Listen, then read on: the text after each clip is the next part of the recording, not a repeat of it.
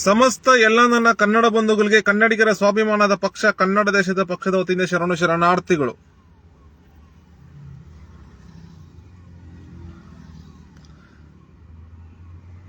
ನಮ್ಮ ಕನ್ನಡ ದೇಶದಲ್ಲಿ ಅಕ್ರಮ ವಲಸಿಗರು ತುಳುಕಾಡ್ತಾ ಇದ್ದಾರೆ.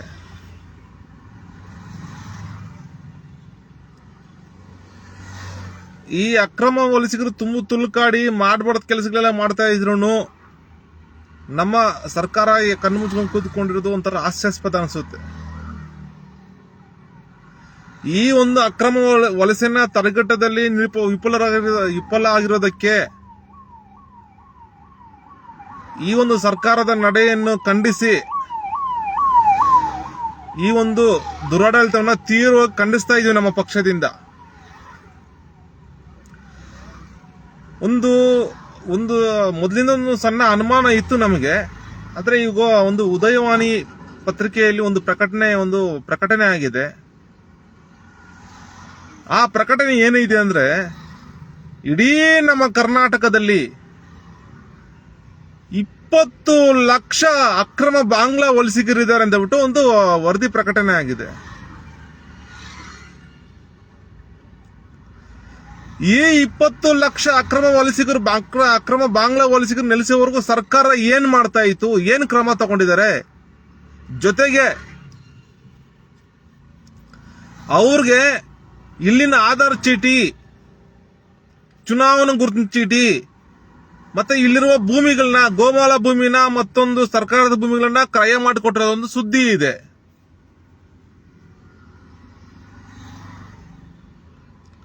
ಸರ್ಕಾರ ನಡೆಸ್ತಾ ಇರೋದು ನಮ್ಮ ಕನ್ನಡ ಬಂಧುಗಳು ಸಲುವಾಗಿ ಸರ್ಕಾರ ನಡೆಸ್ತಾವ್ರ, ಅಥವಾ ವಲಸಿಗರ ಪರವಾಗಿ ಸರ್ಕಾರ ನಡೆಸ್ತಾ ಇದಾರೆ, ಅಥವಾ ಅಕ್ರಮ ಬಾಂಗ್ಲಾ ವಲಸಿಗರಿಗೋಸ್ಕರ ಸರ್ಕಾರ ನಡೆಸ್ತಾ ಇರೋದ?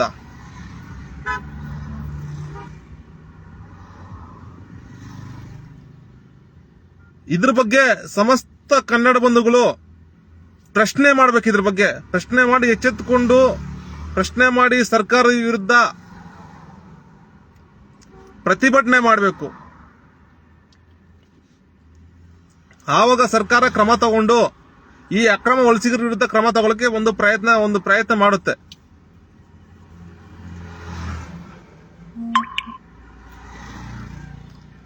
ಸಮಸ್ತ ಕನ್ನಡ ಬಂಧುಗಳ ಪರವಾಗಿ ನಮ್ಮ ಕನ್ನಡ ದೇಶ ಪಕ್ಷದಿಂದ ಸರ್ಕಾರಕ್ಕೆ ಮಾನ್ಯ ಮುಖ್ಯಮಂತ್ರಿ ಸಿದ್ದರಾಮಯ್ಯನವರೇ ಹಾಗೂ ಗೃಹ ಸಚಿವರಾದಂತಹ ಪರಮೇಶ್ವರ್ ಅವರೇ ನಮ್ಮ ಪಕ್ಷದಿಂದ ಆಗ್ರಹ ಮಾಡ್ತಾ ಇದ್ದೀವಿ.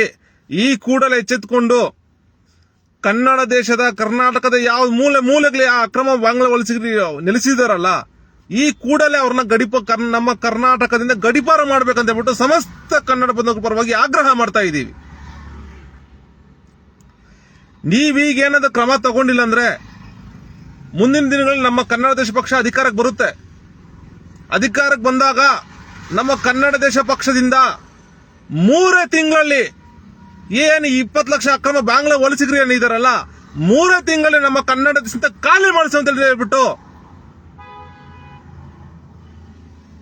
ನಮ್ಮ ಸಮಸ್ತ ಕನ್ನಡ ಬಂಧುಗಳಿಗೆ ಆಶ್ವಾಸನೆ ಕೊಡ್ತಾ ಇದ್ದೀವಿ. ಸಮಸ್ತ ಕನ್ನಡ ಬಂಧುಗಳೇ, ದಯವಿಟ್ಟು ನಮ್ಮ ಕನ್ನಡ ದೇಶದ ಪಕ್ಷಕ್ಕೆ ಸಮಸ್ತ ಕನ್ನಡ ಬಂಧುಗಳು ಬೆಂಬಲ ಕೊಡಬೇಕು, ಆಶೀರ್ವಾದ ಮಾಡಬೇಕಂತ ಹೇಳ್ಬಿಟ್ಟು ಈ ಸಂದರ್ಭದಲ್ಲಿ ನಮ್ಮ ಕನ್ನಡ ಧರ್ಮ ರಕ್ಷಣೆ ಮಾಡಲು, ಕನ್ನಡ ದೇಶ ರಕ್ಷಣೆ ಮಾಡಲು, ಸಮಸ್ತ ಕನ್ನಡ ಬಂಧುಗಳ ಉಳಿವಿಗಾಗಿ ನಮ್ಮ ಕನ್ನಡ ದೇಶದ ಪಕ್ಷಕ್ಕೆ ಸಮಸ್ತ ಕನ್ನಡ ಬಂಧುಗಳು ಪ್ರೇಮದಿಂದ ಆಶೀರ್ವಾದ ಮಾಡಬೇಕಂತ ಹೇಳ್ಬಿಟ್ಟು ಸಮಸ್ತ ಕನ್ನಡ ಬಂಧುಗಳಲ್ಲಿ ವಿನಂತಿ ಮಾಡ್ಕೊಳ್ತಾ ಇದ್ದೀವಿ. ಜೈ ಕನ್ನಡಾಂಬೆ, ಜೈ ಕನ್ನಡ ಧರ್ಮ, ಜೈ ಕನ್ನಡ ದೇಶ. ಶರಣಾರ್ಥಿಗಳು.